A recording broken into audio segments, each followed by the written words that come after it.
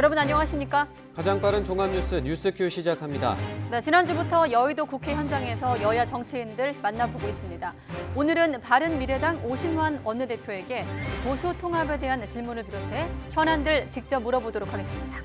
세월호 참사 특별수사단이 출범했습니다. 임관혁 단장은 수사에 임하면서 유족과의 소통을 강조하기도 했는데요. 이번 수사에 대한 유족들의 생각도 들어보겠습니다. 먼저 오늘의 주요 뉴스입니다. 검찰이 오늘 구속기간이 만료되는 정경심 교수에 대해 금융실명거래법 위반 등 3개 혐의를 추가해 기소했습니다. 정 교수에 대한 수사가 사실상 마무리됨에 따라 검찰은 조만간 조국 전 장관을 소환 조사할 예정입니다. 문재인 대통령은 오늘 임기 후반기 첫 수석 보좌관 회의를 주재했습니다. 문 대통령은 이 자리에서 남은 임기 동안 국민이 확실히 체감할 때까지 혁신, 포용, 공정, 평화의 길로 달려가겠다고 강조했습니다. 새해 예산안을 심사하는 예결특위 소위원회가 첫날부터 김재원 예결위원장의 막말 논란 여파로 오전 한때 파행을 빚었습니다. 김 위원장의 사과로 소위가 재개됐지만 새해 일자리 예산 14조 5천억 원을 놓고 대규모 삭감을 주장하는 자유한국당과 반발하는 민주당의 신경전이 계속되고 있습니다. 세월호 참사를 재수사할 대검찰청 직속 세월호 특별수사단이 출범했습니다. 임관혁 수사단장은 백서를 쓰는 심정으로 세월호와 관련한 모든 의혹을 철저히 수사하겠다고 말했습니다. 내년도 수학능력시험이 사흘 앞으로 다가오면서 수능 문제지와 답안지가 전국 86개 시험지구에 배부되기 시작했습니다. 14일 수능 당일에는 서울이 영하 1도로 떨어지는 가운데 관공서 출근 시간이 1시간 늦춰집니다. 어린이들이 좋아하는 슬라임 장난감, 이른바 액체 괴물 148개 제품 가운데 100개 제품에서 유해 성분이 검출됐습니다. 기준치를 넘긴 붕소 검출이 가장 많았는데 눈과 피부 자극은 물론 심하면 생식기 등 발달에 문제가 생길 수 있습니다. 해당 제품에는 모두 리콜 명령이 내려졌습니다. 네, 조국 전 법무부 장관 일가 관련 의혹을 수사하고 있는 검찰이 오늘 오후 정경심 교수에 대해서 14개 혐의를 적용해 추가 기소했습니다. 구속된 지 18일 만으로 영장 청구 당시 11개 혐의에서 금융실명 거래 위반과 사기, 증거인멸 교사 등 3개가 추가됐습니다. 네, 검찰은 정 교수의 공소장에 딸 조모 씨와 동생 정모 씨는 공범으로 적시했지만 소환이 임박한 조 전 장관은 구체적으로 언급하지 않은 것으로 알려졌습니다. 검찰 나가 있는 취재기자 연결합니다. 박기환 기자. 네, 서울중앙지검입니다. 네, 그러니까 정 교수에 대한 추가 기소 혐의가 모두 14개라는 건데 구체적으로 어떤 내용들입니까? 네, 검찰은 오늘 오후 2시 15분쯤 조국 전 법무부 장관의 부인 정경심 교수를 추가 기소했습니다. 구속된 지 18일, 지난 8월 대대적인 압수수색으로 수사가 시작된 지 76일 만입니다. 검찰은 모두 14개 혐의를 적용했는데요. 지난 구속영장 심사 때 11개에서 3개가 늘었습니다. 사기와 증거인멸 교사, 금융실명거래법 위반 혐의가 추가됐습니다. 우선 검찰은 입시 비리와 관련해 동양대 표창장과 서울대 인권법센터 그리고 공주대 인턴 증명서 등을 모두 허위로 받습니다. 정 교수가 이를 딸 입시에 활용해 위계공무집행 방해와 위조사문서 행사 등 4개 혐의가 적용됐고 검찰은 실제로 허위 서류를 이용해 의학전문대학원 입시에 지원한 당사자 딸 조모 씨도 공범으로 적시했습니다. 정 교수는 또 딸을 동양대 연구보조원으로 허위 등록해 320만 원을 편취한 사기와 보조금관리법 위반 혐의도 받습니다. 검찰은 사모펀드 비리와 관련해선 정 교수가 조 전 장관의 오촌 조카 조범동 씨와 정 교수 동생도 공모한 것으로 봤는데요. 정 교수가 조범동 씨로부터 미공개 정보를 전달받고 주식을 사면서 차명 계좌를 이용한 것은 자본시장법과 금융실명거래법 위반, 조범동 씨의 횡령액을 전달받거나 허위 컨설팅 계약을 맺고 수익을 받은 것은 업무상 횡령이 적용됐습니다. 또 검찰 조사에 앞서 가짜 운영보고서를 만들게 하고 관련 자료를 삭제하도록 지시하는 등 증거인멸 혐의와 관련해 3가지 혐의가 적용됐습니다. 무엇보다 검찰이 증거인멸과 사모펀드 의혹 등과 관련해 조 전 장관을 정 교수와 공범으로 적시할지 등 이에 대해서도 관심이 집중됐는데요. 모두 79쪽에 달하는 정 교수의 공소장에 공범으로 적시되지는 않았지만 일부 관련 사실에 조 전 장관의 이름은 기재된 것으로 알려졌습니다. 검찰이 소환이 임박한 조 전 장관에 대한 추가 조사를 염두에 뒀다는 해석이 나옵니다. 예, 그러면 조 전 장관에 대한 조사는 언제쯤 이뤄질 것 같습니까? 네, 이번 주 안에 검찰이 조 전 장관을 불러 조사할 것으로 예상됩니다. 조 전 장관이 출석한다면 이번 수사의 정점이 될 것으로 보이는데요. 검찰이 당초 정 교수 기소 전에 조 전 장관을 소환할 예정이었던 만큼 질문지 작성 등 조사 준비는 모두 마친 것으로 알려졌습니다. 조 전 장관은 정 교수 혐의와 직간접적으로 연루돼 있는데요.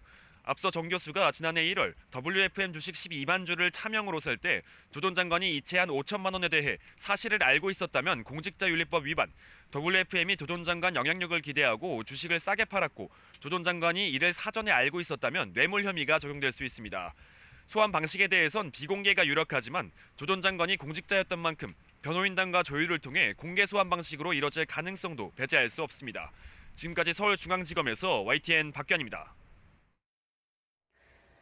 문재인 대통령은 임기 후반기 첫 청와대 수석보좌관 회의를 열고 남은 2년 반의 각오를 밝혔습니다. 혁신과 포용, 공정 그리고 평화를 국정 목표로 제시한 문 대통령은 더욱 폭넓게 소통하면서 국민이 바라는 변화를 만들어내겠다고 다짐했습니다. 문 대통령의 회의 모두 발언 주요 내용 들어보겠습니다.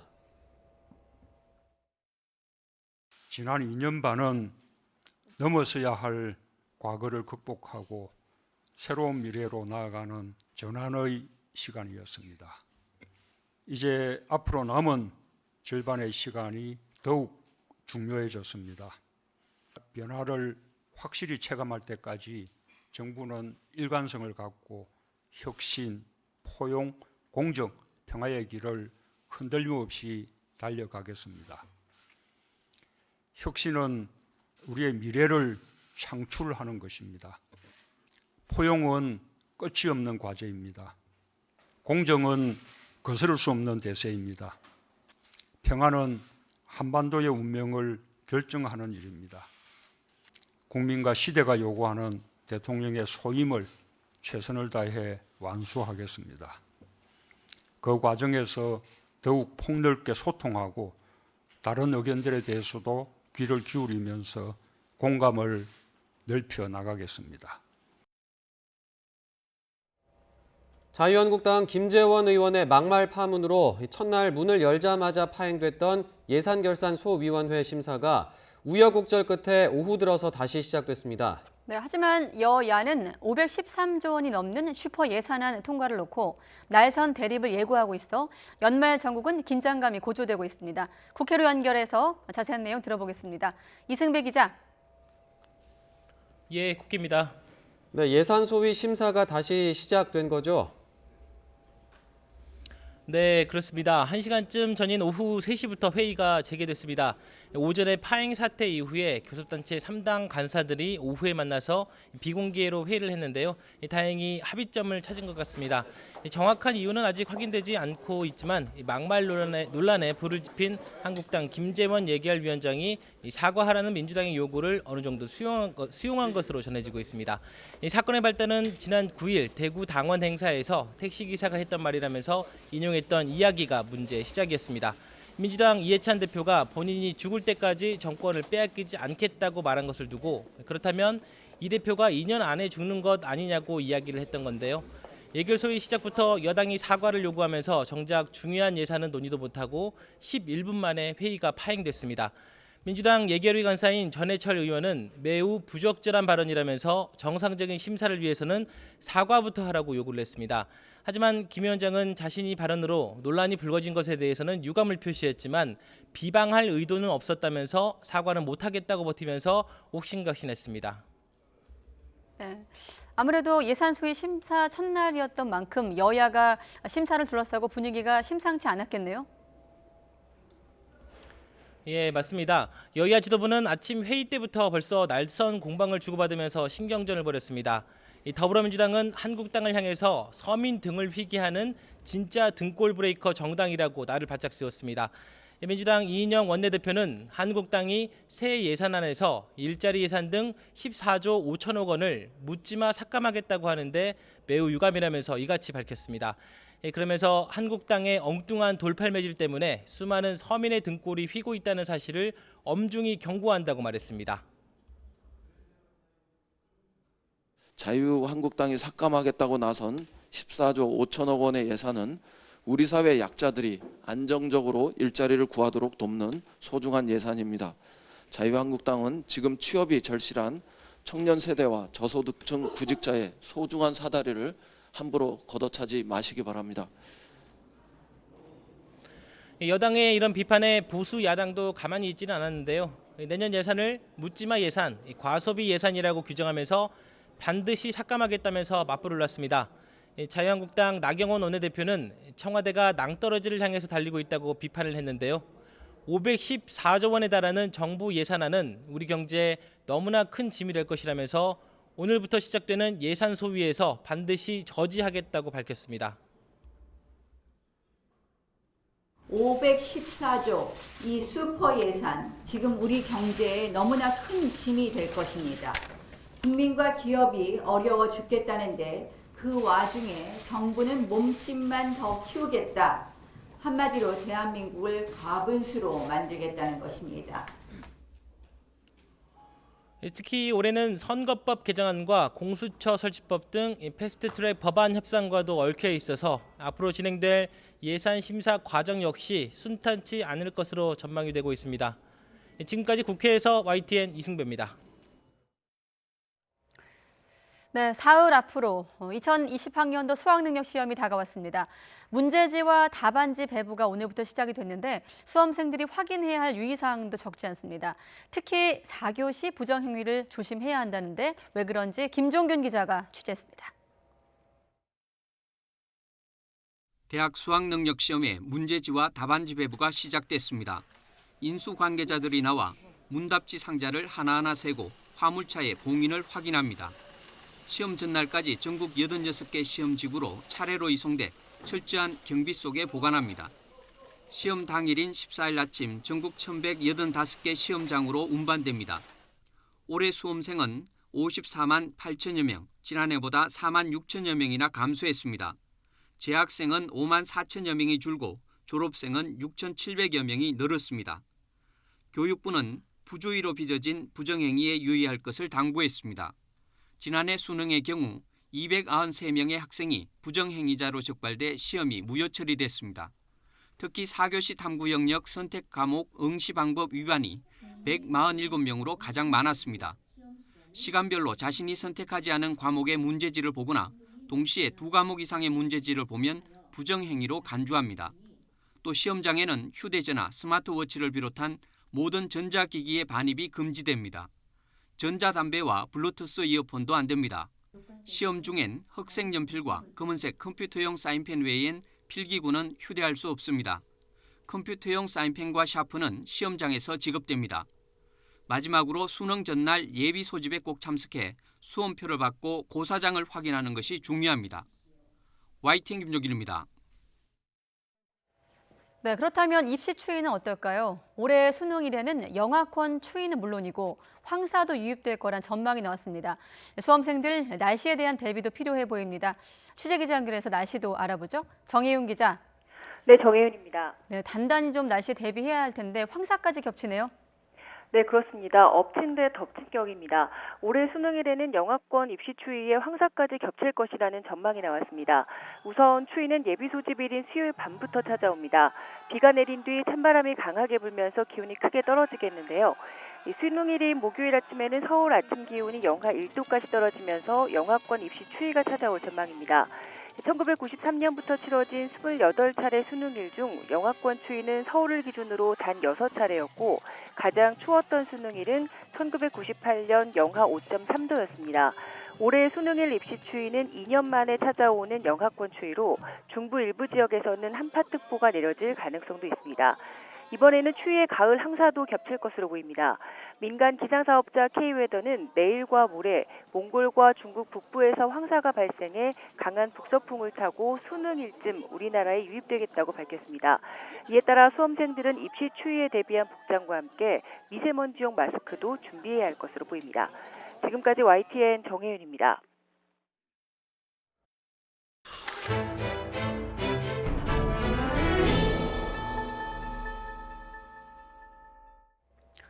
네, 요즘에 정치권 화두 가운데 하나가 바로 보수 통합 문제일 겁니다.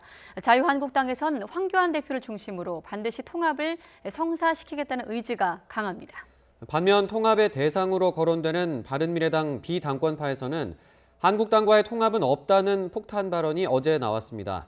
바른미래당의 원내대표이자 이 비당권파에 몸을 담고 있는 오신환 의원에게 직접 이야기 들어보겠습니다. 국회 우철희 기자 나와주십시오. 네, YTN 야당팀의 막내 기자 우철입니다. 네, 요즘 야당팀의 가장 뜨거운 이슈 또 야권에서 가장 뜨거운 이슈 앞서 앵커의 언급도 있었지만 뭐니 해도 보수 통합일 겁니다. 네, 오늘은 국회 야당팀의 막내 기자로서 국회 제3당의 원내대표를 모셔서 정중하고 또 예의 바르게 대신 돌직구로 궁금한 사항 여쭤보고 또 답변도 들어보겠습니다. 바른미래당 오신환 원내대표 나오셨습니다. 안녕하십니까? 네, 안녕하세요. 네, 국회에서 복도에서만 뵀었는데 이렇게 뵈니까 좀 기분이 다르네요. 네네. 이게 야외에서 국회에서 이게 인터뷰를 거의 처음 하는 것 같은데요. 굉장히 새롭고 좋습니다. 예. 대표님 덕분에 저희 앉아 있는 의자도 빌려주시고 예, 대단히 예, 감사드리고 이거 원내대표실에서 있습니다. 가져온 의자인데요. 예, 협찬 바른미래당 원내대표실 꼭 써주시기 바랍니다. 앞으로 쭉 써도 된다는 말씀이신 거죠? 예, 예. 시청자 여러분들께 이해를 좀 구하기 위해서 예. 우리 대표님께서 원래 배우를 꿈꾸셨었잖아요. 아, 배우를 그렇죠. 제가 이제 대학에서 연기를 전공했고요. 네. 저는 한국예술종합학교 연극원 1기 출신인데요. 연기를 잘 못해서 정치권에 들어왔는데 정치도 잘 못하고 국민들께 송구스럽습니다. 예. 뭐 앞서 겸손하게 말씀해 주셨지만 네. 뭐 워낙 훌륭한 의정 활동 하고 계시고 네. 뭐 의정 활동만큼이나 사실 뭐 좀 잘생겼다 이렇게 좀 생각하시죠? 아, 그렇진 않고요. 뭐 과거에는 그래도 좀 잘 나가는 배우를 꿈꿨는데 네. 지금은 뭐 정치라는 것이 기본적으로 대중 정치화 되긴 했지만 기본적으로 국민들과 소통하고 그 네. 진정성이 어떻게 국민들께 전달될까? 저는 이것이 더 중요하다고 생각합니다. 예. 뭐 덕담은 요 정도로 하면 되겠죠? 예, 귀한 분 모셨으니까 네. 바로 단도직입적으로 이슈 여쭤보도록 하겠습니다. 네. 앞서 제가 말씀도 드렸지만 요즘 사실 야권에서 가장 큰 이슈 보수 통합입니다. 네. 어제 원내대표님도 몸담고 계신 뭐 소위 바른미래당 비당권파로 분류되는 뭐 변혁에서 네. 한국당과의 통합은 없다 이렇게 얘기를 했어요. 정말로 한국당과의 통합은 없다 이렇게 봐도 되는 겁니까? 저희가 뭐 이미 신당 기획단을 출범시켰고요. 네. 그 신당 기획단의 공동 단장이 지금 유이동, 권은희 두 분 네. 의원인데 그분들이 기자회견을 하면서 신당을 만드는데 보수를 통합하겠다? 그게 굉장히 이상하잖아요. 그래서 네. 그건 너무나 당연한 것인데 언론에서는 이게 그냥 단순히 변혁과 자유한국당이 통합하겠거니라고 생각하시는데 네. 저는 그게 굉장히 어려운 문제라고 생각합니다. 예. 근데 사실 이렇게 저희가 헷갈리게 생각할 수밖에 없는 게 앞서 유승민 의원께서 말씀하신 게 뭐 탄핵의 강을 건너자 이런 네. 3대 원칙이 지켜진다면 네. 보수 통합에 나설 뜻이 있다 이런 시사를 좀 하셨거든요. 근데 그게 뒤집어 보면 네. 그 3대 원칙이라는 것이 한국당이 오히려 그것을 극복하기가 쉽지 않은 그런 구조예요. 그러니까는 지금 탄핵의 강을 건너자. 네. 그리고 개혁 보수의 길로 나아가자. 그리고 또 하나가 낡은 집 말고 새로운 집을 짓자. 짓자. 이건 다 허물고 모든 기득권을 내려놓고 새로 하자 이런 것인데 네. 그것이 어떻게 역설적으로 뒤집어 보면 유승민 전 대표는 뭐 오히려 통합이 어렵지 않겠느냐라는 것을 네. 간호법적으로 표현한 것이 아닌가 저는 이렇게 보거든요. 그러니까 뭐 기본적으로 우리는 우리의 길로 갈 것이고요. 네. 그 과정 속에서 그 3대 원칙에 대해서 진정성 있게 받아들이고 대화를 하겠다고 하면 네. 뭐 대화를 해볼 여지는 있다. 저는 뭐 그런 생각을 하고 있습니다. 근데 지금 말씀하신 것 중에 핵심이 되는 게 반어법적이다. 그 다음에 만약에 받아들인다면 대화를 해볼 여지가 있다. 이렇게 말씀을 하셨는데요. 네네. 근데 뒤집어서 생각을 해보면 한국당이 받아들이지 않을 걸 알면서도 왜 굳이 그런 말을 하는 겁니까, 그럼? 아, 그거는 뭐 국민들이 요구하는 측면이 일부 있습니다. 당연히 지금 문재인 정부가 네. 여러 가지 실정하고 있는 그리고 특히 경제적으로 또 국가 안보적인 굉장히 위중한 상황 속에서 이것을 강한 야당에 대한 출연으로 그것을 좀 견제하기를 네. 바라는 국민적 마음이 있기 때문에 지역에서는 늘 이 보수 통합에 대한 얘기가 늘 살아 있거든요. 네. 그래서 어쨌든 지금 황교안 대표께서 뭐 통합에 대한 이야기를 언급했고 네. 저는 뭐 아까 유승민 대표가 얘기한 그런 3대 원칙에 대해서 정말 진정성 있게 접근한다면 뭐 충분히 대화는 할 수 있다. 근데 그것이 앞서 말씀드린 대로 쉬운 네. 길은 아니다. 저는 이렇게 보고 있습니다. 그 어제 통합은 없다 이 성안문을 주도적으로 하신 게 권은희 의원으로 알려졌고요. 네. 그런데 유승민 의원께서는 앞서 말씀하신 3대 원칙도 있고 해서 이게 과연 유승민 의원과 공유가 된 것이냐 이런 궁금증도 있거든요. 네, 저희가 뭐 그 기자회견문 자체가 발표하기 전에 다 네. 공유를 했어요. 의원들이 다 동의를 한 전제하에서 얘기가 됐고요. 저희 요즘엔 뭐 SNS 상으로 충분히 다 공유하고 자유롭게 이렇게 소통하고 있기 때문에 뭐 전혀 그것이 한 개인의 의견으로 네. 이렇게 발표된 것은 아니다 이렇게 보여요. 그럼 유승민 의원이 어떻게 보면 대국민 내지 당원들을 상대로 한번 분명하게 좀 말씀을 해주실 필요가 있지 않습니까? 근데 뭐 저희 변혁의 모임이 이 유승민 대표가 대표이기도 하지만 네.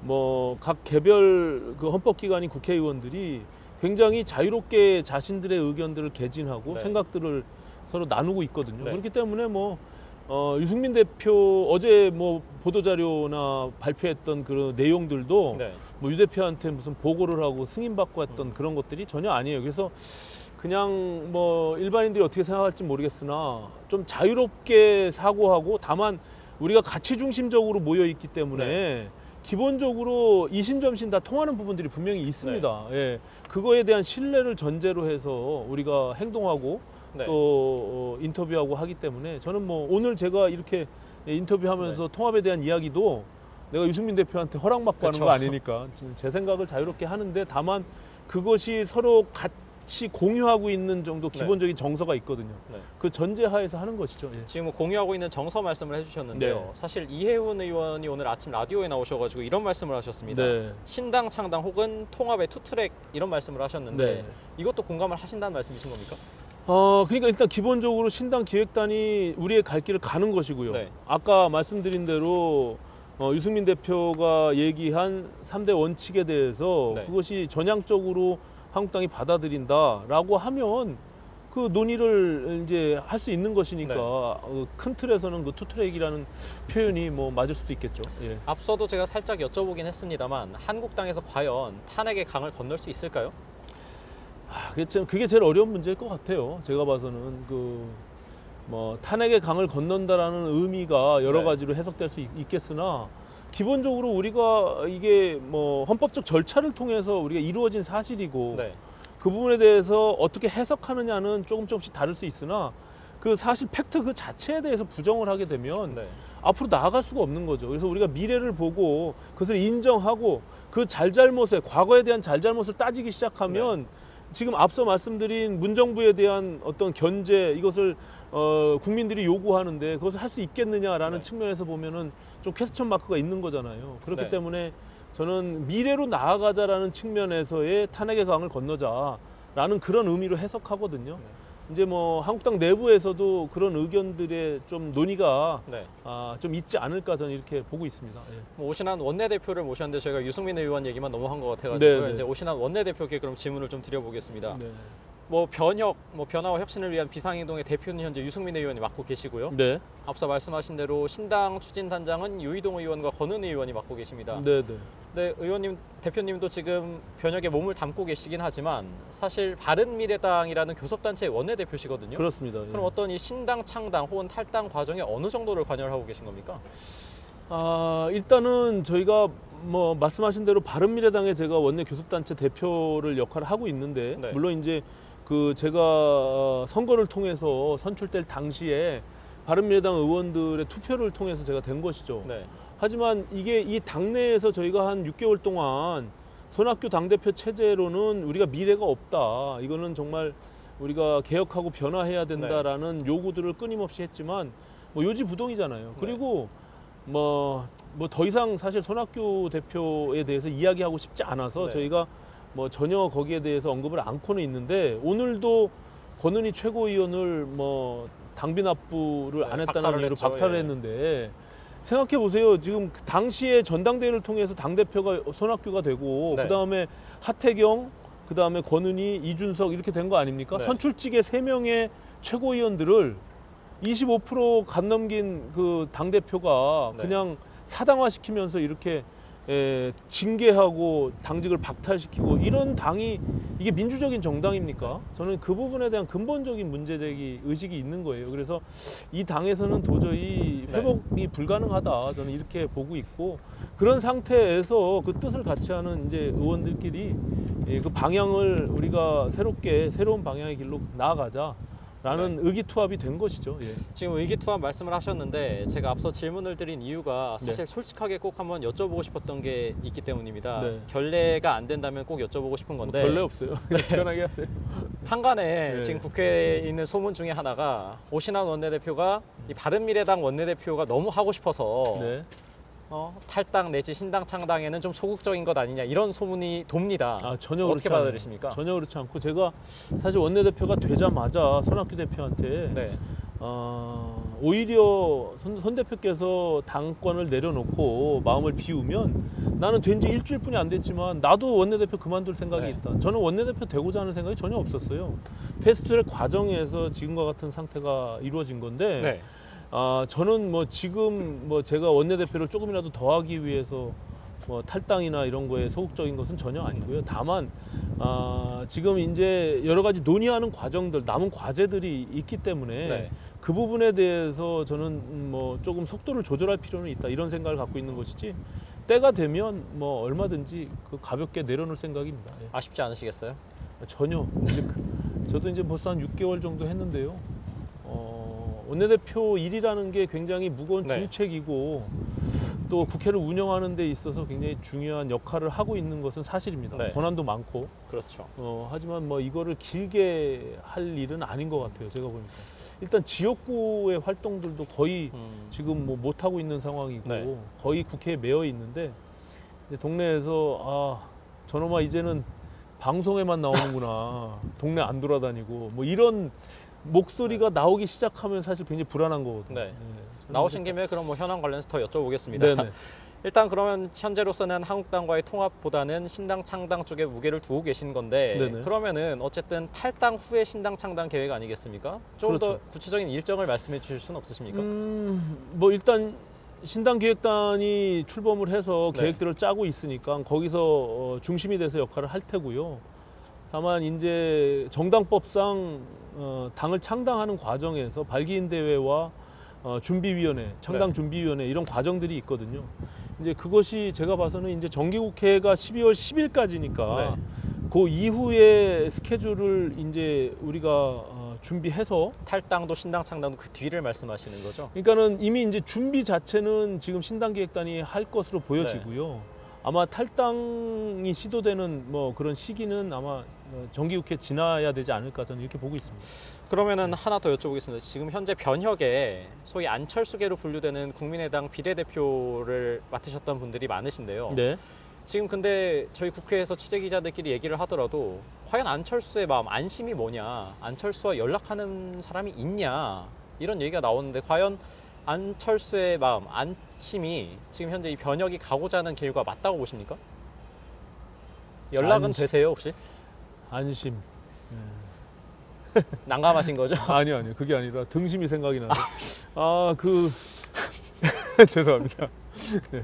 그 안철수 대표의 마음은 이심전심 사실은 지금 비례대표 의원님들과 같이 참여를 하고 있기 때문에 그분들이 행동하는 것이 결국에는 안철수 대표의 마음이라고 저는 생각해요. 그리고 다만 이제 구체적으로 안 대표께서 이렇게 해라 저렇게 해라 뜻을 지금 밝히고 계시지는 않지만 저는 일정 정도 시기가 되면 분명히 본인의 의사를 명확하게 표시할 거라고 보고요. 그것이 결국에는 우리가 지금 가고 있는 방향 속에서 함께 할 것이다. 저는 이런 확신을 갖고 그 시점이 언제쯤 될까요? 적어도 아까 말씀드린 대로 12월 말이나 정기국회 안에는 답변이 오지 않겠습니까? 예. 뭔가 근거가 있는 얘기인가요, 대표님? 그렇죠. 저도 개인적으로는 사실은 SNS 상으로 서로 소통을 했고요. 통화도 원내대표 되고 쭉 해왔었습니다. 근데 결과적으로 안 대표께서 여러 가지 상황들을 지금 이제 예의주시하면서 시기를 보고 있지 않을까 저는 이런 생각을 하고 있는 것이고요. 여러 소통하고 있는 그 채널의 의원님들도 그렇게 예측하고 있고. 예. 그럼 지금 어쨌든 현재로서는 이 신당, 창당 그리고 탈당 쪽에 무게를 두고 계신 거고 어렵지만 개혁 보수의 길을 가겠다 이러시는 건데요. 네. 혹여나 지금 함께 하고 계신 분들 변혁 그 중에서도 혹시 바른정당에서 함께 하셨던 분들 중에 속내에는 혹시 한국당과 빨리 통합해서 공천 좀 유리하게 받자 이런 마음 가지신 분 없으실까요? 뭐 제가 한 분 한 분의 마음을 다 이렇게 뭐 독심술이 있어서 들여다본 건 아니지만 네. 뭐 생각들이 더 다양할 수는 있을 거예요. 또 지역구를 차지하고 있는 의원들마다 조금씩 이제 격차가 있긴 한데 어쨌든 저희가 아시다시피 그 새누리당에서 탈당해서 바른정당을 만들고 네. 또 바른정당과 국민의당이 통합을 하는 과정에서 바른미래당으로서 지금까지 오는 과정에서 사실 이제 쉽지 않은 그런 길을 온 것이잖아요. 네. 그리고 또 앞으로 우리가 신당을 만들어서 가는 길도 굉장히 어렵고 힘든 길이라는 걸 다 네. 알고 있습니다. 그래서 이제 그분들이 지금 아무런 명분이나 가치 없이 네. 그냥 뭐 한국당으로 다시 들어가서 그렇게 쉽게 생각할 분들은 아니다. 저는 이런 생각을 갖고 있고요. 네. 그것들을 잘 저희가 의견들을 조율하고 모아서 정말 국민들이 늘 이렇게 변화하고 좀 이렇게 양극단에서 특히 이제 이 한국당이 그동안 탄핵 이후에 보여준 모습들 속에서 이게 대한정당으로서의 국민들이 그 대한야당으로서 그렇게 평가를 해주시는 것이냐라는 네. 측면에서 보면 여전히 좀 아쉬움이 있거든요. 네. 그래서 저는 새로운 신당이 그동안 바른미래당을 통해서 우리가 하고자 했었는데 좀 아쉬워요. 왜냐하면은 처음에 유승민, 안철수 두 분이 그런 공통의 의지와 가치를 가지고 네. 출범을 했는데 안철수 대표께서 갑자기 뒤로 이제 물러났고 네. 그러면서 보여진 모습들이 국민들한테 제대로 우리의 비전이나 가치를 보여주지 못했거든요. 네. 그래서 지금 우리가 그걸 한번 해보자. 다시금 이 안에서 하려고 그랬는데 이제 뭐 손학규 대표 때문에 도저히 불가능하다는 것이 판가름 나서 그 당시에는 우리가 통합할 때 손학규 외에 그 주변에 있는 지금에 네. 있는 그 사람들은 전혀 없었어요. 이게 어떻게 보면은 뭐 뻐꾸기가 둥지를 지금 완전히 탈환해서 반대가 된 이런 상황이 돼버렸는데 정말 안타깝고 우리가 다시금 좀 의지를 모아서 국민들께 네. 우리가 하고자 하는 정치를 한번 보여주자 이런 생각을 갖고 있는 사람들이 이제 변혁에 함께하고 있는 의원들입니다. 예. 네, 대표님이랑 이렇게 마주 앉아서 제가 말씀을 나눠보기 처음이라서 시간이 참 빨리 갔는데 네. 뭐 지금 앞으로 좀 새로운 모습을 보여주자 이 말씀하셨잖아요. 예. 마지막 질문입니다. 공통 질문인데요. 솔직하게 좀 말씀해 주셨으면 좋겠습니다. 네. 만약에 지금 변혁에 계신 분들의 계획대로 신당 창당이 잘 된다면 내년 총선 몇 석 예상하시고 잘 안 되면 몇 석 예상하시는지 숫자로 부탁드리겠습니다. 저는 뭐 이게 지금 뭐 우 기자께서 말씀하신 대로 잘 되면 대박이 몇 석? 대박이 날 것 같고요. 네. 잘 안 되면 폭삭 망하겠죠. 이 정치는 국민들이 왜냐하면 대체할 수 있는 그런 신뢰를 줘야 되거든요. 네. 그 힘이 이제 출발하는 과정 속에서 어떻게 국민들한테 그것이 뭐 네. 보여질 것인지가 명확해야 되는데 그 메시지나 네. 그 선명함들을 우리가 어떻게 보일 것인지 아주 충분히 좀 세밀하게 계획해서 출발해야 된다 이런 생각을 갖고 있습니다. 그래서 그 준비 네. 과정이 좀 필요하고요. 그럼 뭐 의석으로 딱 잘라서 말하기가 참 쉽지가 10의 않네요. 단위만 좀 부탁드리겠습니다. 저는 모 의원처럼 점쟁이가 아니라서 예. 우리 국회에 점치는 사람들이 참 네. 많은데요. 저는 그럴 자신은 없고요. 예. 어쨌든 국민들께 다시금 우리가 신뢰를 좀 찾아서 네. 개혁적 중도 보수의 길로 국민들이 평가해 주시고 또 그 속에서 내년 총선을 좀 승리하는 길로 갔으면 좋겠다 이런 바람을 갖고 열심히 준비하고 만들어 네. 가겠습니다. 예.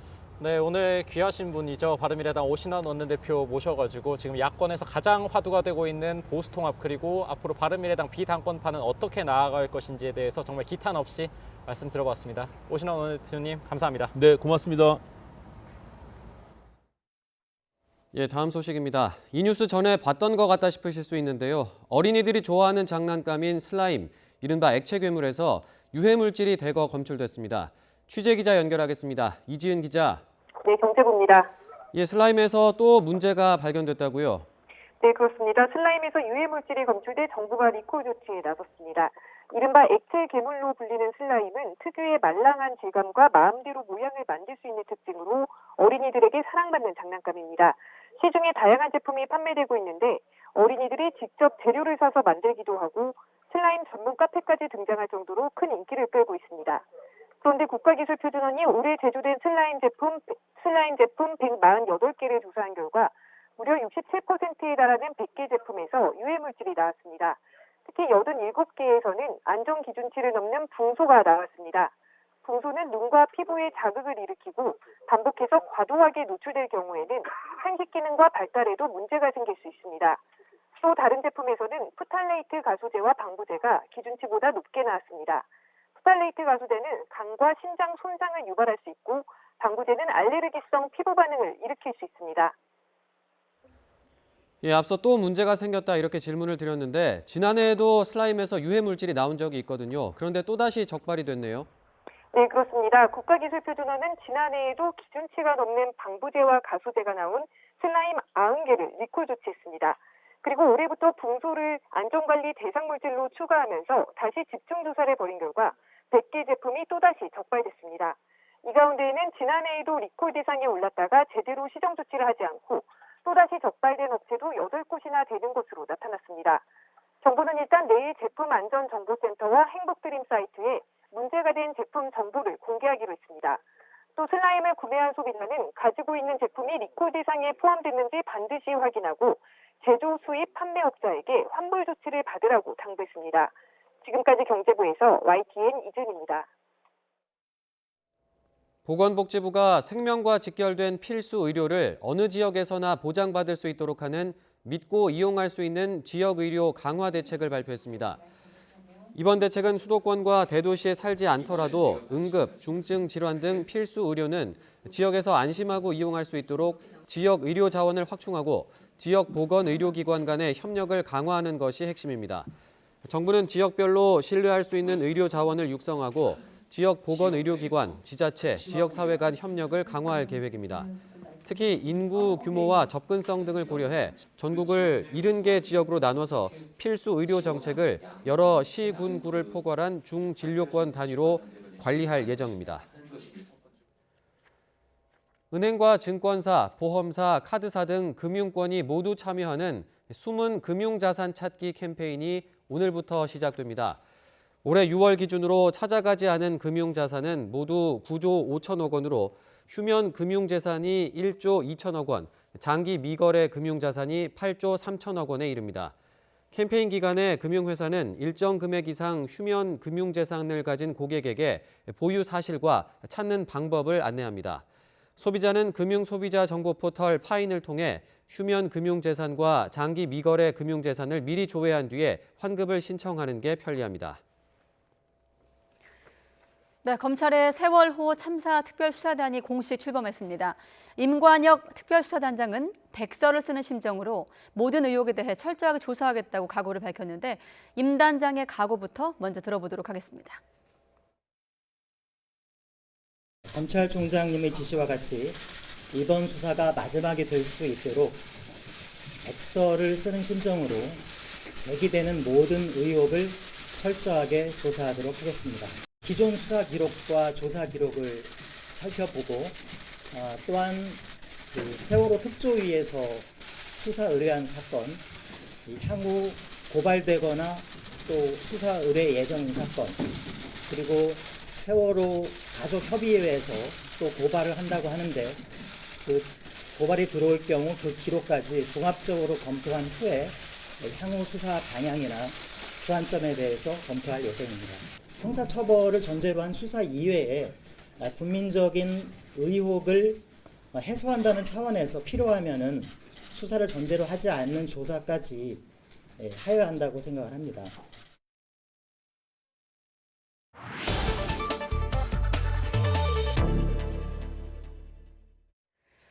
네, 방금 임관혁 단장의 각오부터 들어보셨는데 세월호 참사 5년 7개월 만에 사건을 전면 재수사하게 됐습니다.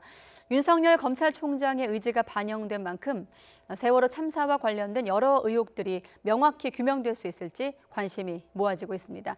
계속해서 장훈 4.16 세월호 참사 가족협의회 운영위원장과 통화해 보도록 하겠습니다. 안녕하십니까, 위원장님? 네, 안녕하세요. 네. 준영 아빠입니다. 예, 오늘 뭐 임 단장의 각오도 들어보셨을 테고 특수단이 출범을 했습니다. 우선 유족들 분위기부터 여쭤보겠습니다.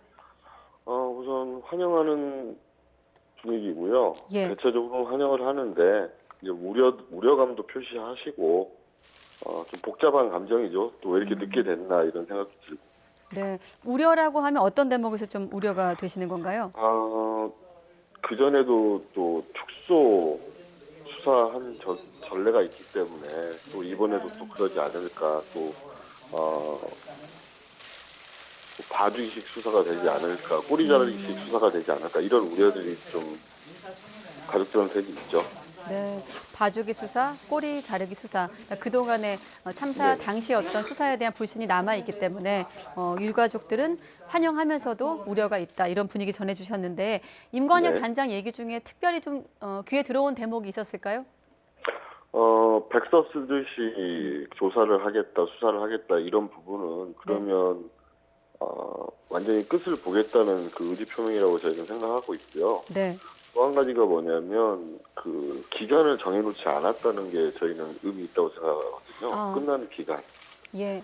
그러니까 뭐 6개월 안에 하겠다, 뭐 1년 안에 하겠다 이런 그 기간을 설정하지 않고 끝날 때까지 하겠다. 유가족들이 그리고 피해자 가족들이 됐다 할 때까지 하겠다 이런 의지 표명을 한 것 같아서 그 부분은 저희가 그 강하게 어필했다고 생각합니다. 기간을 정하지 않았다는 점에서 어떤 특수단의 의지가 엿보였다 이렇게 생각을 네네. 하시는 거군요. 예. 네, 그리고 그렇죠. 또 한 가지 앞으로 단장이 유가족과 특조위와도 소통하고 협력하겠다고 했거든요. 향후 네. 소통이나 협력 방안이 좀 논의가 있는 게 있을까요? 혹시 지금 시점에서? 아직까지는 논의된 게 없고요. 이제 발족했는데 네. 논의했겠습니까? 아직까지는 없고요.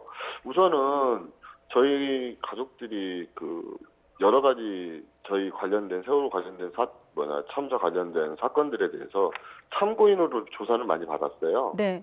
그런데 이제 참고인 조사는 한계가 있더라고요. 그래서 저희가 직접 고소고발 준비해서 이번에 고소고발 들어가는 거고요. 네. 참사 희생자 죄송합니다. 네. 그 책임자들한테요. 네. 그리고 좀 바라는 게 있다면 지금 특조위하고 검찰 특수단하고 공조할 수 있는 협력체 같은 게 하나 만들어졌으면 뭐 공식이나 비공식이라도 네. 만들어졌으면 하는 바람이죠. 저희 가족들은 직접적으로 참여 못하더라도 가끔이라도 이렇게 소통하면 되니까요. 직접적인 수사나 조사에 저희가 낄 수는 없잖아요. 네, 그러니까 검찰과 특조위가 연결할 수 있는 어떤 소통 기구가 있었으면 좋겠다, 공식적으로. 네네, 그렇죠. 네, 그리고 나중에 여쭤보려고 했는데 말씀하신 김에 참고인 조사를 하다 보니 한계가 있어서 고소고발을 하게 됐다. 구체적으로 이제 책임 참사로 지목된 122명을 말씀하시는 거 아니겠습니까? 네네. 네, 그렇죠. 어떤 인물들이 포함됐는지 좀 소개해 주시죠.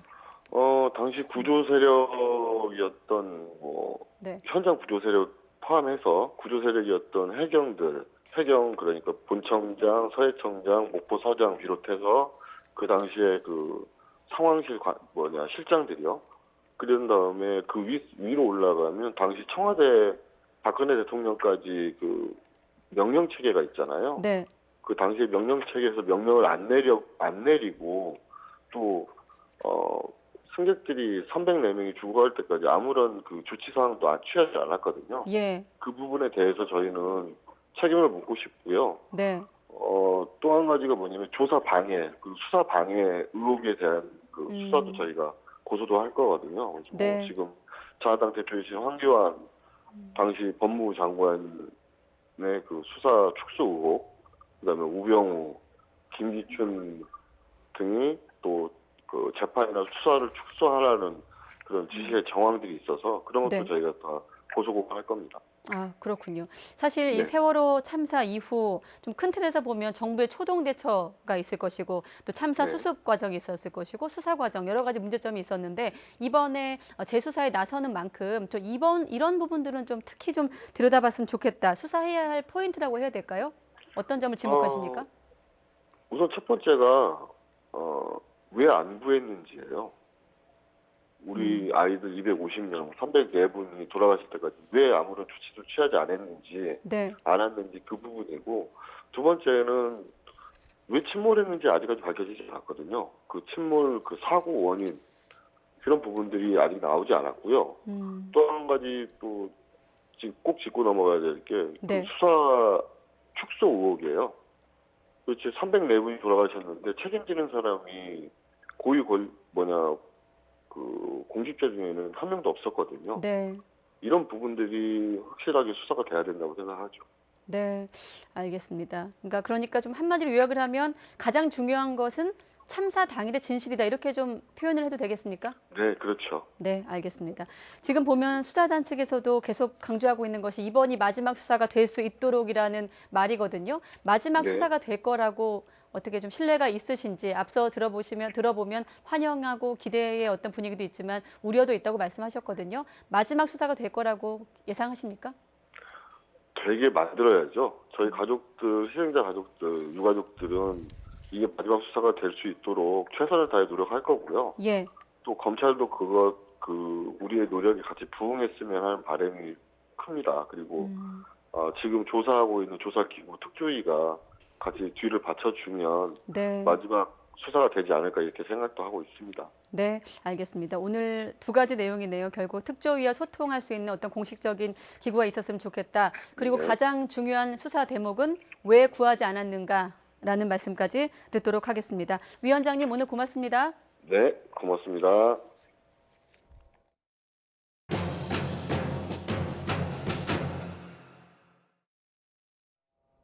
네, 지난달 말 인공지능 개발자 모임에 참석한 문재인 대통령은 인공지능 분야를 새로운 국가 전략 산업으로 키우겠다는 뜻을 밝혔죠.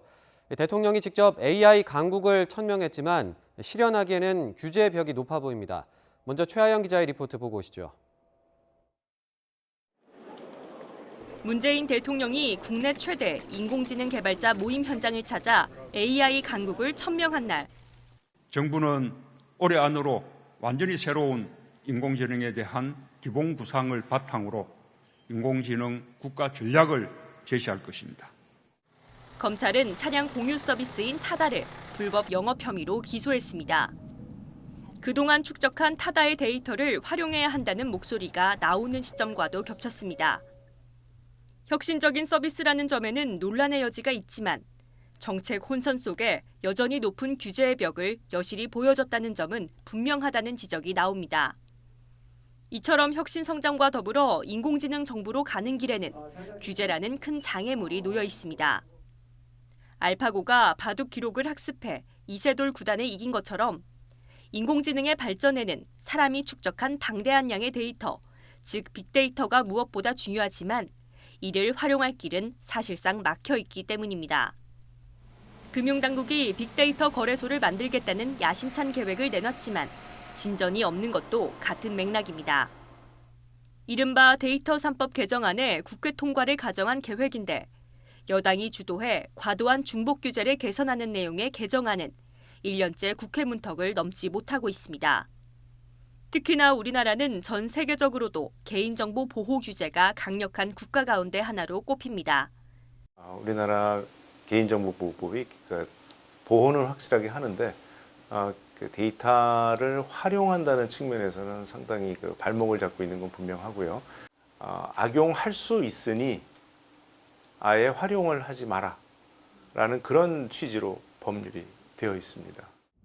실제로 전 세계에서 빅데이터를 기반으로 하는 스타트업 가운데 미국에 본사를 둔 기업은 5천 곳이 넘지만 우리나라는 110여 곳에 불과합니다.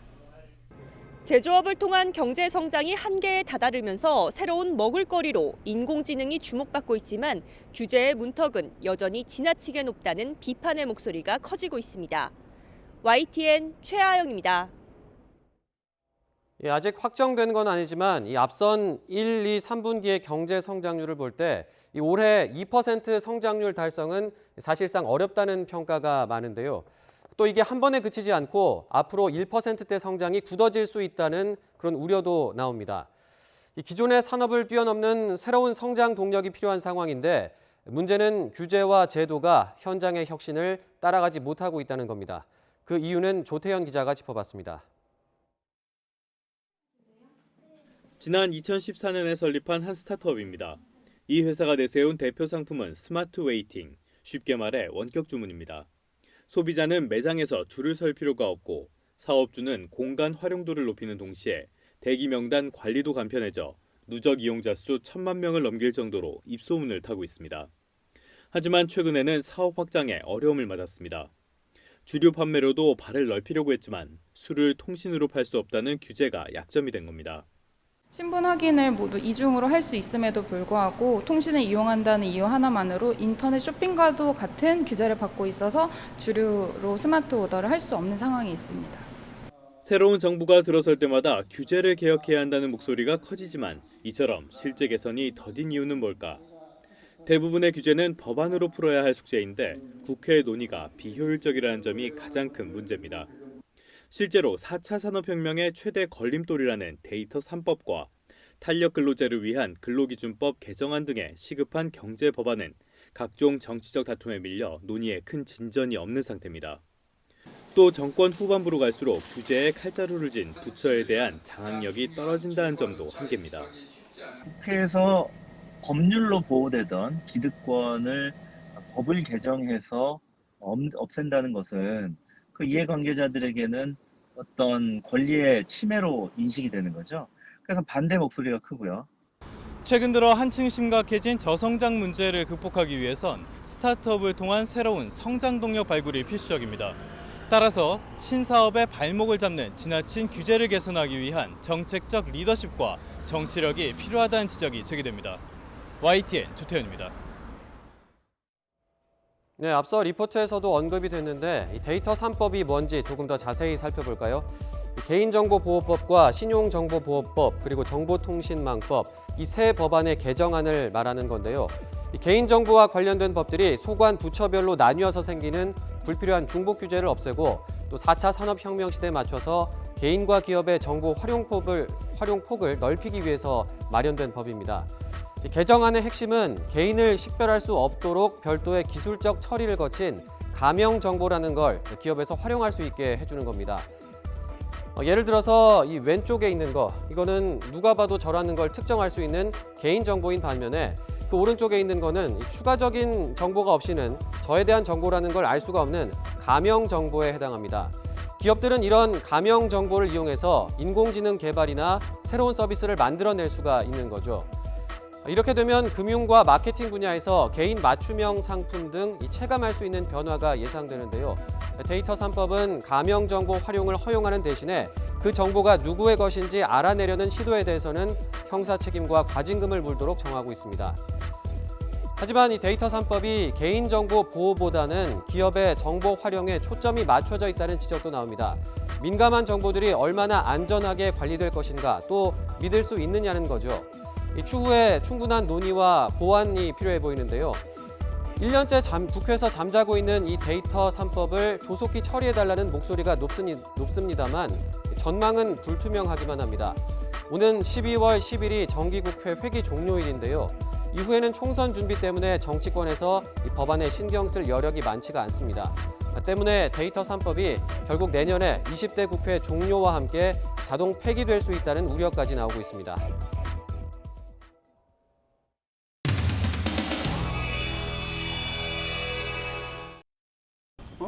정의당이고 뭐가 상관이 없어서. 선생님 때리시면 안 되죠? 때리긴 왜 때려 이 사람아.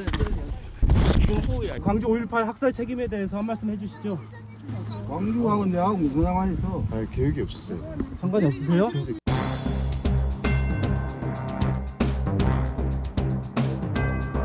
광주 5.18 학살에 대해서 한 말씀 해주시죠. 광주 학살에 대해서 모른다 난. 왜 모르세요? 직접 책임 있으시잖아요. 직접 책임. 발포 명령 내리셨잖아요. 왜 발포 명령? 발포 명령 안 내리셨어요? 내가 발포 명령. 아니 누구세요? 내가 이 사람아. 내가 지금 발포 명령 내린 위치에도 있지 않는데. 너 군대 갔다 왔냐? 네, 갔다 왔어요. 왜 갔다 왔냐? 저 예비역 병장입니다. 25사단 출신입니다. 25사단. 앉지 마세요. 부장님 왜 와서 그래? 아니 광주 학살 책임에 대해서 한 말씀 해주세요. 광주는 광주 가서 물어보고. 아 때리지 마세요. 때리지 마세요. 광주 가서 물어보란 말이야. 왜 여기 왔어? 전두환 씨, 광주 학살 책임에 대해서 한 말씀 해주세요. 보내요. 이건 뭐야 하시는 것이? 저 정의당 대표고요. 알츠하이머라고 하시더니 어떻게 골프는 치시는 거예요? 저랑 이렇게 정상적인 대화가 가능하신데 어떻게 알츠하이머라고 하십니까? 광주의 시민들을 무차별하게 네, 명함 드릴게요. 저 정의당 부대표 이만솔입니다. 만지지 마세요. 누가 만졌어요? 정의당. 예, 저 정의당 부대표입니다. 자, 한 말씀 해주십시오. 광주 시민들 학살한 거에 대해서 반성 안 하십니까? 하지 안 하세요? 광주에 수천 명이 죽고 다쳤습니다. 나는 광주 시민 학살하고 전두환 사죄하라! 광주 학살 주범!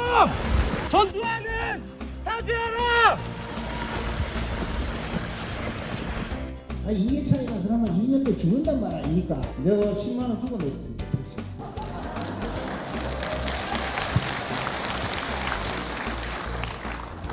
여러분들은 우리 당의 어머니십니다.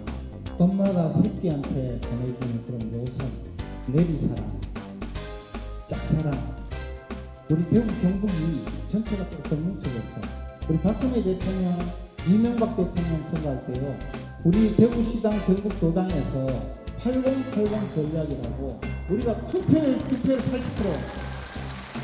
그런데 서울에 국회의원이 와가지고 우리 대구를 무슨 수구도시 이따위 이거 딱정없는 이야기를 하고 갔어요.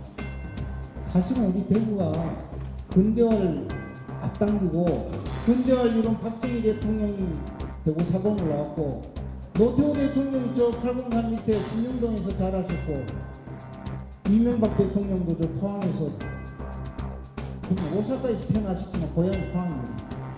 그리고 박근혜 대통령이 삼덕동에서 태어나시고 전두환 대통령이 대구 원고 나오셨고 요즘 골프를 잘 쳐서 좀 말썽을 빚고 계시지만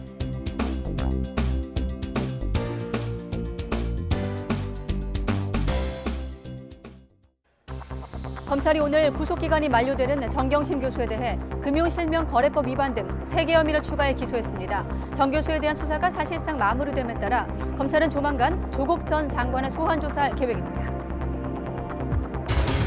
문재인 대통령은 오늘 임기 후반기 첫 수석 보좌관 회의를 주재했습니다. 대통령은 이 자리에서 남은 임기 동안 국민이 확실하게 체감할 때까지 혁신과 포용, 공정, 평화의 길로 달려가겠다고 강조했습니다.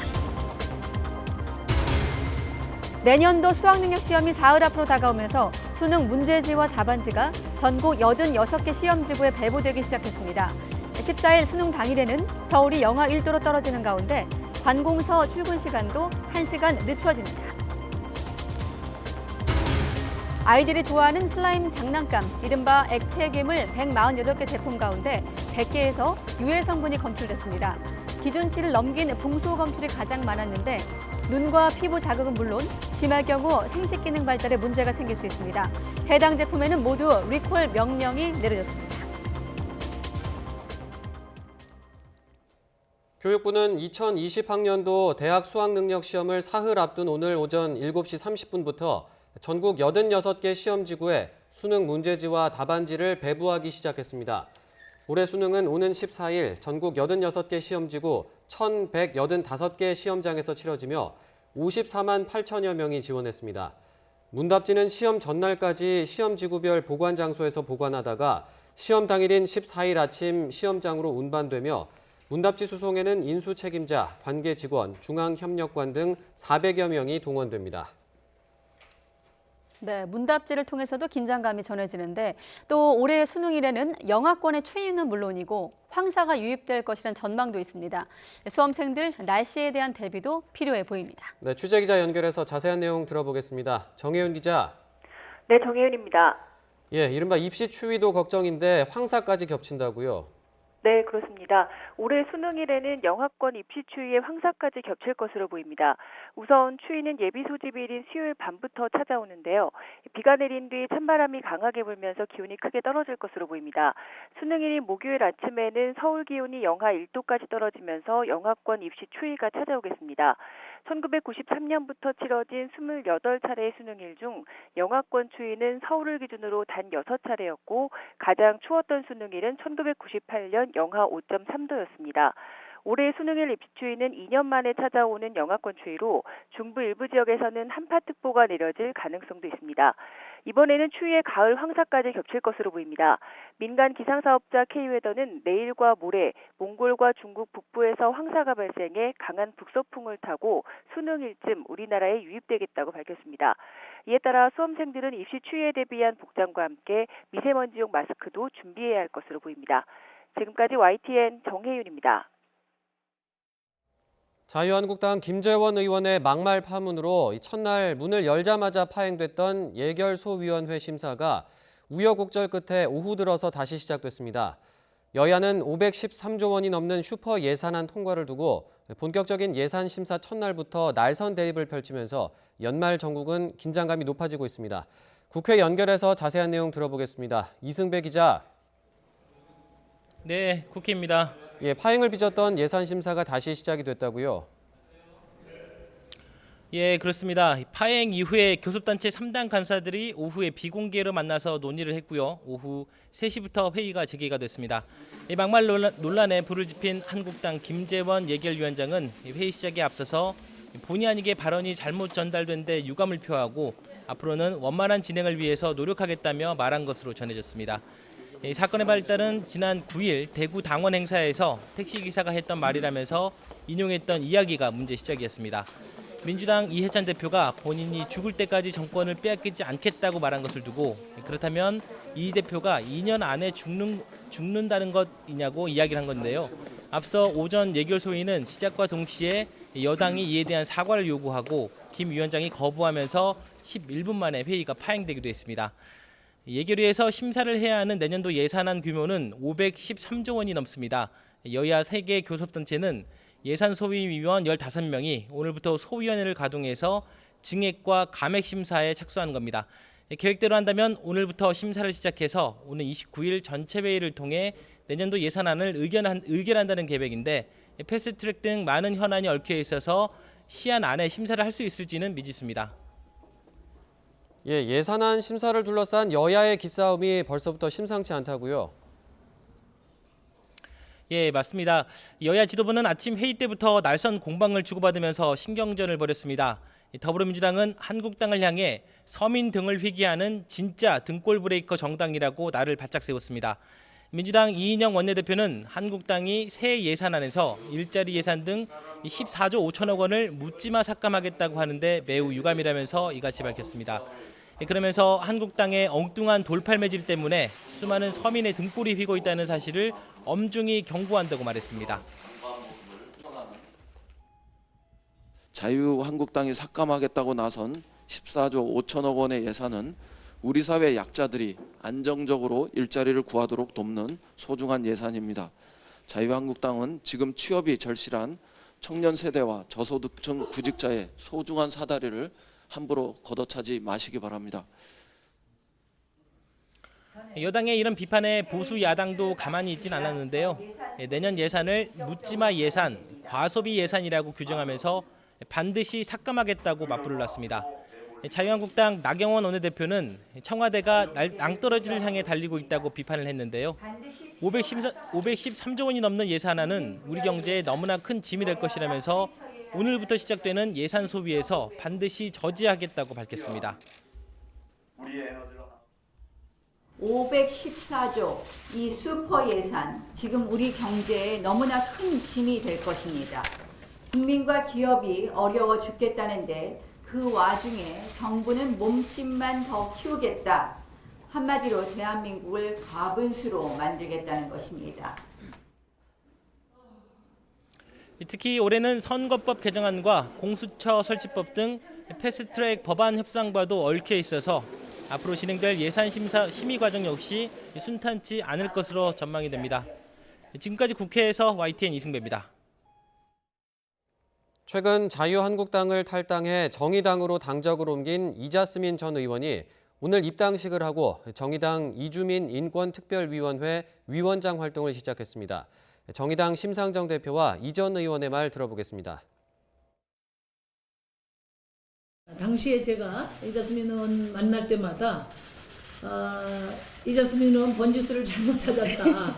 이런 이제 이야기를 명반으로 했지만은 한편으로 많은 부채감을 가졌었습니다. 진보 정당이 더 단단하고 강했다면은 우리는 처음부터 같이 할 수 있었을 것입니다.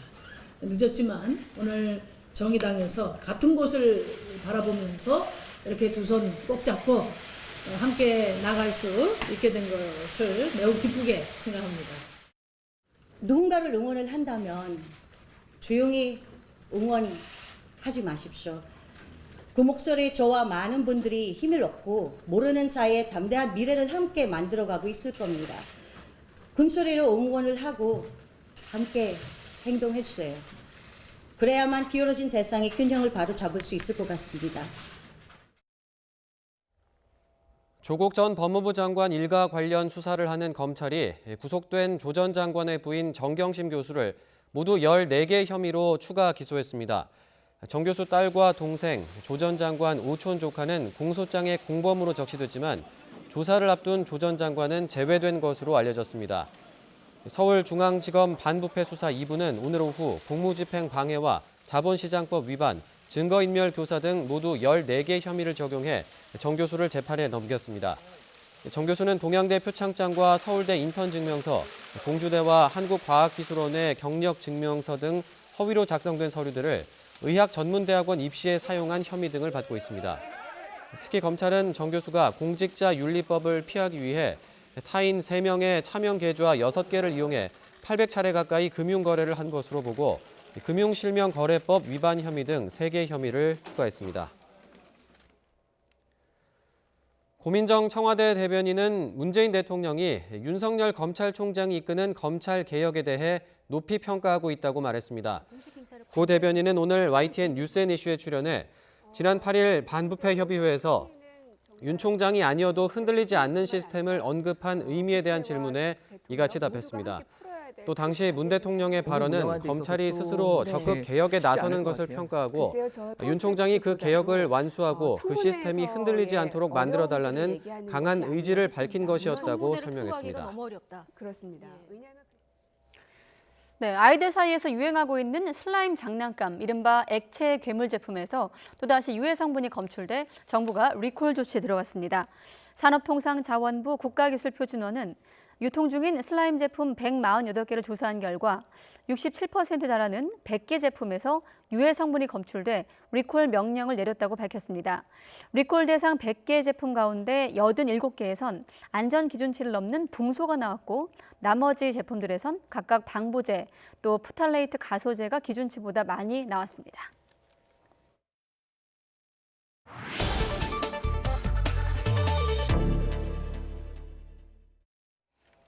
자, 이렇게 아이들이 손으로 만지작하며 노는 액체 장난감이기 때문에 아이 키우는 분들은 더 심각하게 받아들이고 있을 것 같습니다. 국가기술표준원 조현훈 제품시장관리과장 연결해서 어떤 정도인지 들어보도록 하겠습니다. 네, 과장님 안녕하십니까?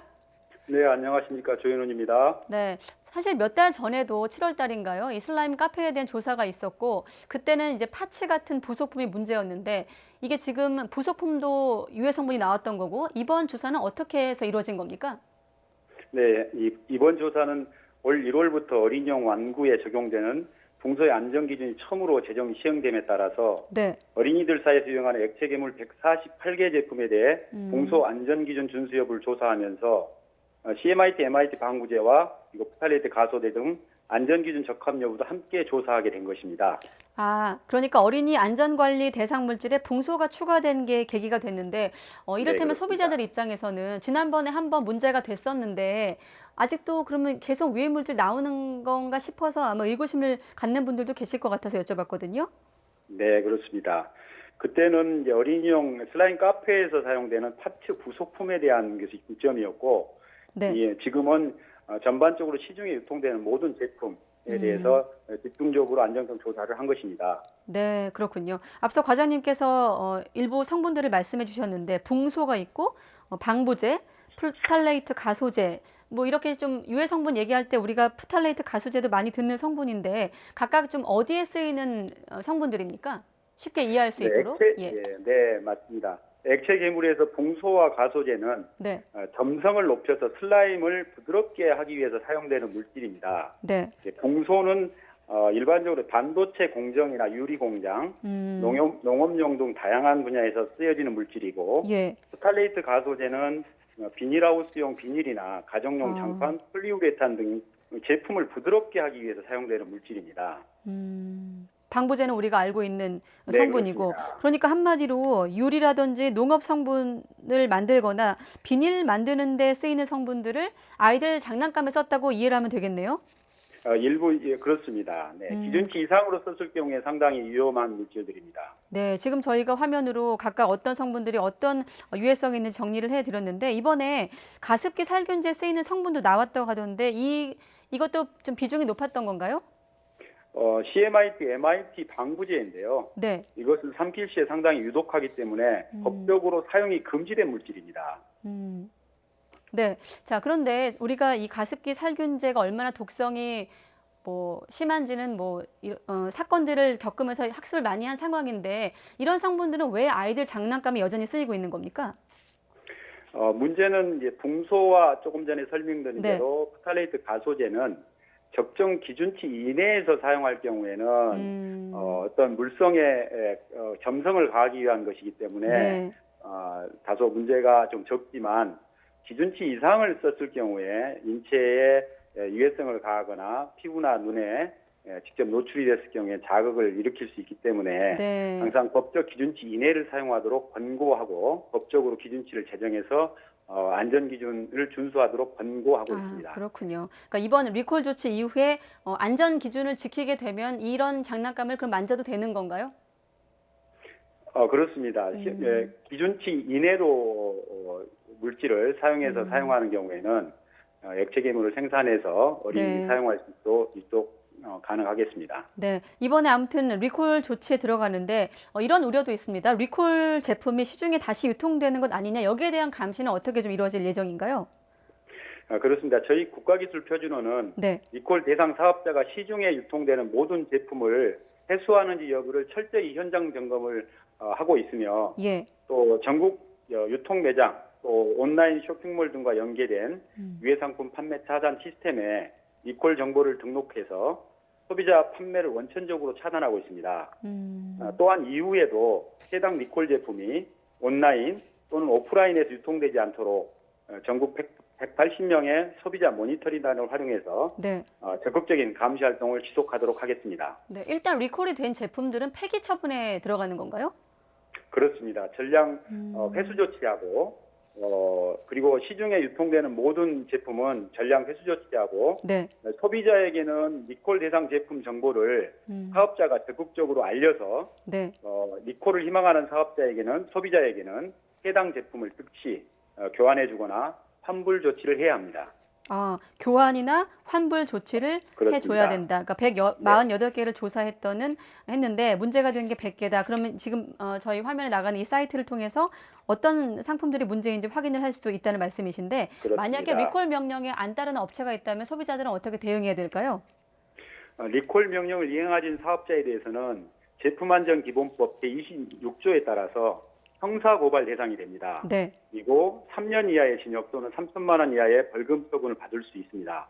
만약 소비자가 리콜 이행을 요구하는데도 네. 이 명령을 이행하는 사업자가 있는 경우에는 국가기술표준원 제품시장관리과나 한국제품안전관리원에 신고를 즉시 해주시기 바랍니다. 과장님이 계신 그 과군요.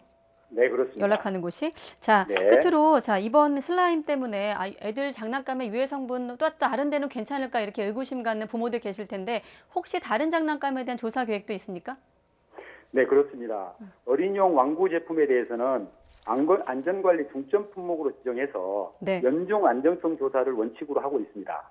현재도 놀이공원에서 판매되는 어린이 제품과 시발기, 또 걸음마 보조기 등 영유아 완구에 대해서도 예. 조사를 진행 중에 있고 11월 말경에 그 결과를 발표할 예정입니다. 네, 알겠습니다. 이게 애들이 만지고 노는 장난감이다 보니까 촉감놀이라고 하더라고요. 아이들이 네. 마음 놓고 좀 만질 수 있도록 그야말로 괴물이 아니라 액체 괴물로 존재할 수 있도록 좀 앞으로도 계속 지속적인 모니터링 부탁드리겠습니다. 안전관리를 철저히 하도록 하겠습니다. 네, 과장님 오늘 고맙습니다. 네, 감사합니다.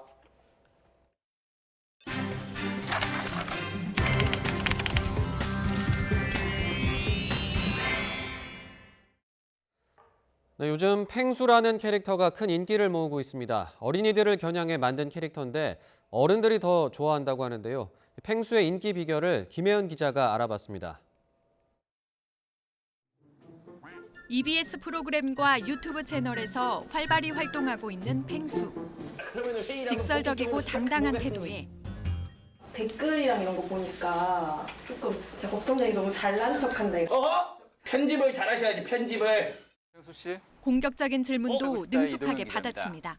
기자셨어요? 펭귄이 아니다. 이런 의견들이 좀 있습니다. 네? 기자님은 사람이십니까?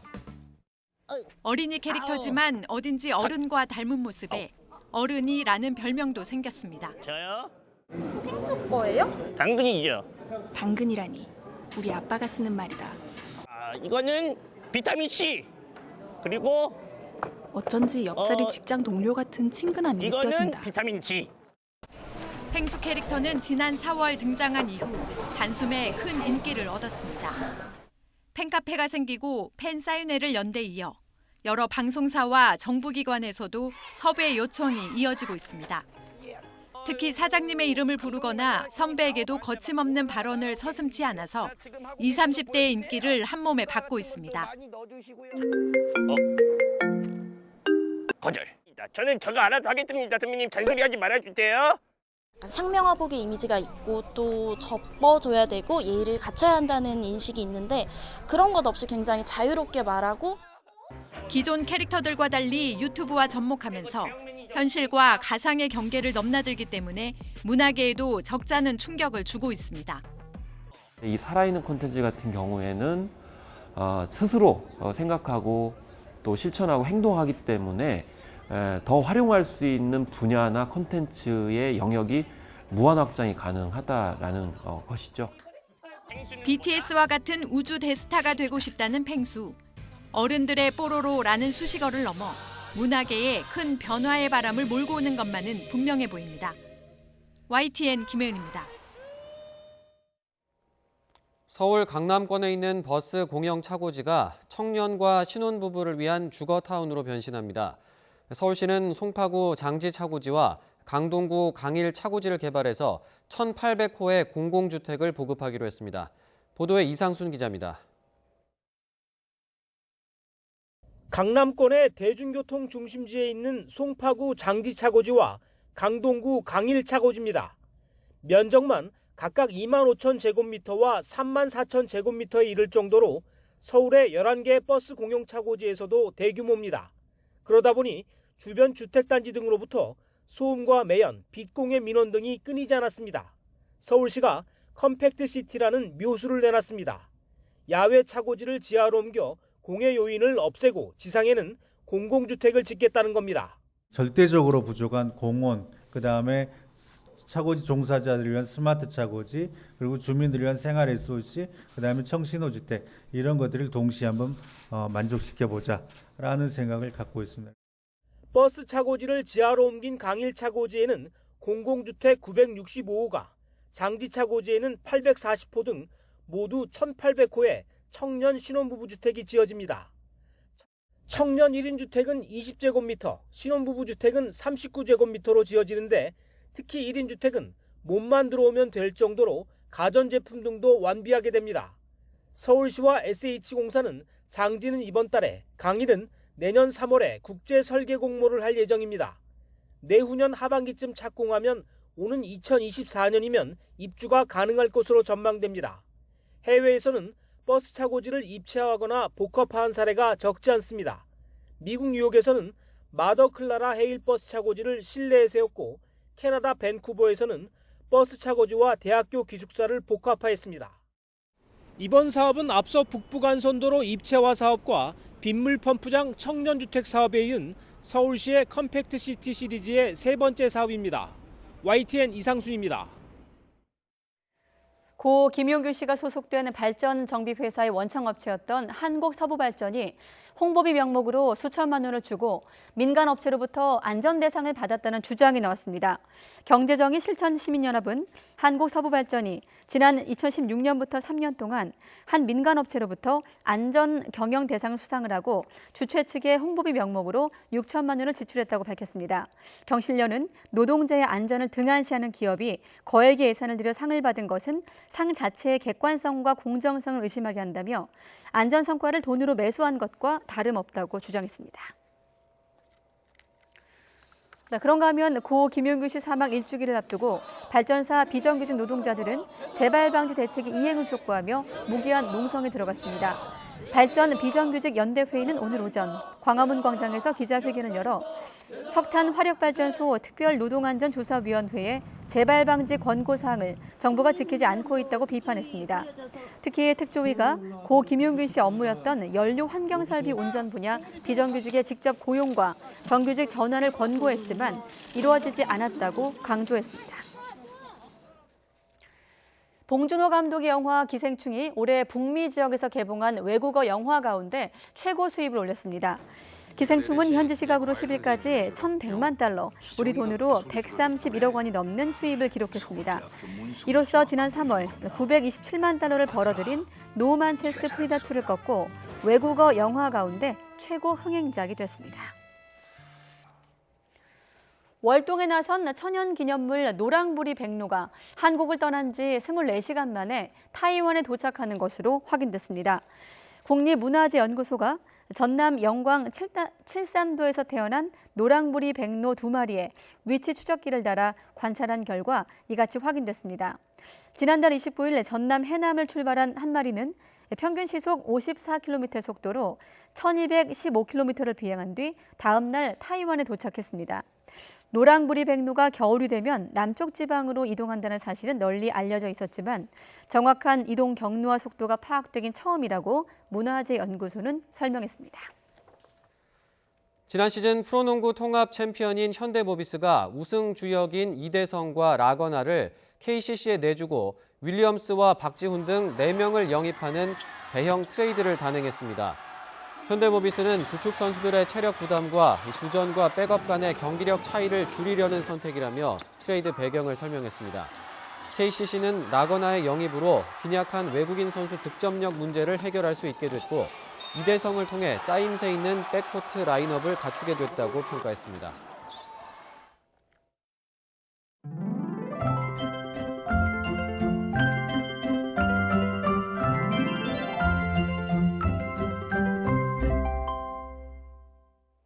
비가 내리고 쌀쌀했던 아침과 달리 오후부터는 맑은 하늘이 드러나면서 기온이 제법 올랐습니다. 또 미세먼지 걱정 없이 공기도 깨끗해 바깥 활동하기 좋았는데 퇴근길부터는 다시 기온이 크게 떨어집니다. 밤늦게는 서울 기온이 8도까지 떨어지는 등 아침보다 더 쌀쌀하겠고 내일 아침에는 서울 기온이 5도까지 떨어지는 등 오늘보다 4도가량 낮겠습니다. 반면 내일 낮 동안에는 서울 기온이 16도까지 오르는 등 오늘보다 조금 높겠고 일교차가 10도 안팎으로 크게 벌어지겠습니다. 현재 전국적으로 구름만 간간히 지나고 있습니다. 내일도 이렇게 맑은 날씨가 이어지겠고 미세먼지 농도도 좋음에서 보통 수준을 유지하며 공기가 깨끗하겠습니다. 다만 아침까지 내륙 곳곳에 안개가 짙게 끼겠습니다. 내일 아침 기온 오늘보다 2도에서 4도가량 낮겠습니다. 서울 5도, 대전 5도, 광주 7도, 부산 10도로 예상됩니다. 낮 기온은 오늘과 비슷하거나 조금 높겠습니다. 서울 16도, 대전 16도, 광주 18도, 부산 19도로 예상됩니다. 수능 예비 소집일인 수요일에는 전국에 비가 오겠고 수능 당일 새벽부터는 충남과 호남을 중심으로 비나 눈이 내리겠습니다. 또 서울 아침 기온이 영하 1도까지 떨어지는 등 영하권 추위가 찾아오겠습니다. 여기에 황사가 유입될 가능성도 있습니다. 추위 대비와 함께 미세먼지에 대한 대비도 철저히 해주시기 바랍니다. 지금까지 날씨 정보였습니다. 네, 홍콩 경찰이 실탄을 발사해 시위대 한 명이 위독한 상황이라고 하는데 잠시 뒤에 홍콩 상황 다시 한번 알아보도록 하겠습니다.